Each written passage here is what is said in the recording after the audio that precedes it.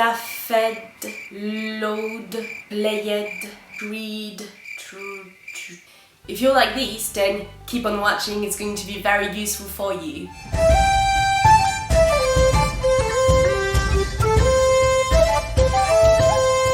Hi guys, how are you? Thank you for being here again today. As you can hear, I'm a bit sick, so my nose is blocked, which is very annoying. You know when you sleep at night and you wake up because you can't breathe anymore? That was me last night. So excuse the face, excuse the voice, but today is a very important video. I wanted to talk about the ed pronunciation. So when you have the past simple and you have regular forms, ed is often mispronounced. Okay, so just to recap, and I have a full video on different tenses in English, but the past simple is a tense you use to talk about finished actions in the past. So something that is finished in the past. And you have two options. First option, irregular verb. So you need to choose the second column of the irregular verbs. Or it's a regular verb, so you just need to put ed at the end.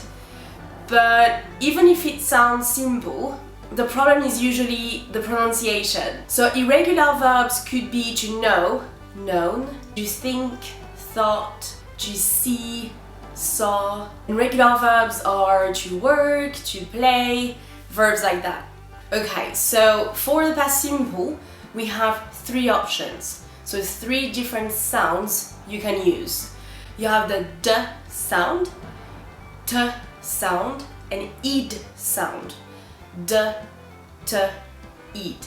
And that's it, there is no other options, okay? I often hear my students say ed, but it doesn't exist. It's d, t, or ed. Let me give you an example each. D sound, d, cold, cold, d. T sound, t, t, helped, helped. Okay, and the last one, which is the easiest, the ed sound, needed, needed. You can hear at the end it's ed, needed. So now you have your three examples of d, t, and ed. But how do you make the difference? How can you know which one to use? That's the problem usually. Well, let me give you three advice, and I hope it's going to help you. The first advice that I have for you, the first tip, is to practice a lot. But practice a lot of listening, okay? If you have a lot of listening, if you receive lots of listening daily, your brain is going to get used to the pronunciation. You'll stop thinking about the pronunciation. It will be natural for you. So when I started learning English, I learned the rules, but it didn't make sense to me because some people like rules, some others find them difficult, and for me this was a bit difficult. But because I was listening and receiving lots of English every day, it wasn't really a problem because I knew, I had a feeling that it was the correct pronunciation. If you want tips on how to improve your listening and your English in general at home, I also have a perfect video for you that you can watch. But the thing is, you need lots of listening, so watch movies, series, use Netflix a lot, YouTube. Okay, if you're watching this video, congrats, that's great. Instagram, use everything you can to listen to English daily. Okay, daily is very important, so every day. Okay, number two, that's the rules. So for some people, the rules make sense and it's great for them because it's a framework they can deal with. And there are rules, okay, and I'm going to start with the easiest one for the sound ed. For sound number three, ed, very easy. So for the last consonant, if it's a T or a D, then the sound is going to be ed. For example, to need, needed. Want, wanted, wanted, needed, wanted. Okay, the last consonant is a T, and for needs it's a D, so you have the sound ed, and that works all the time, no exception, okay? But it gets a bit more complicated for the T and the sound. Okay, let's talk about something that is related to pronunciation. Okay, to make the difference between the T and the D, you need to place your hand on your vocal cords. So these are inside your vocal cords. You need to place your hand here. And if the last consonant of the verb vibrates, then it's a voiced sound. So you need the d sound, d, like D, d. Okay, so let's see. Place your hand here and say the verb call, call. Do you feel anything? Call. If you do, yes, you're correct. You can feel a vibration. That's because L is a voiced sound. So you need to put D at the end. So cold, D, cold. Okay, so D sound. Let's try another example. So place your hand here again and say the verb clean, clean. What do you think? Is it vibrating or not? Yes, okay, good.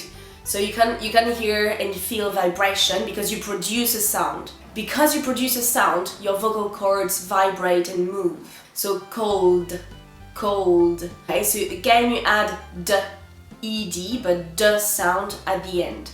Cold. Okay, so these are voiced sounds. So it means you are producing a sound. It's not just air. You are producing a sound to create them. But if we look at the t sound, so the t sound, then it's called voiceless because you don't produce any sound. So if you place your hand here, you're not going to feel anything. Zero. Nothing. Okay? It's going to be normal. Why? Because it's just air produced. Let's have a look at an example again. If you say help, help, the last consonant, p, p, do you feel anything moving? No, right? It's just p, p. And you don't produce sound, it's just p, p, p, p. Nothing happens here except air. Air that flows and stops and opens. P, p. Okay?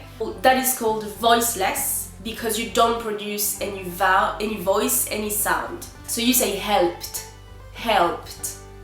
Okay, let's look at another example again. The verb to kiss. Okay, again, place your hand and kiss. Okay, this is very easy to see. Kiss. I could stay like this and I'm not producing any sound. It's just air, like a snake. So because there is no sound, you need a t sound, a t. So kissed, kissed. I hope it makes sense. Just practice a little, okay? If it's just air, it's a t sound. But if you produce a sound, okay, if it moves here, it's a d sound. Very annoying because when you speak, you're not like, let's see. But it's a great way to practice at home. And again, with all the listening and the practice, the most common verbs are going to be easy for you to reproduce without putting your hand here. I hope this is helpful, guys. Comment and give me examples of voiced, unvoiced sounds. Or if you have any questions, like maybe questions regarding pronunciation, like I can't understand how to pronounce this word, I will gladly help you guys.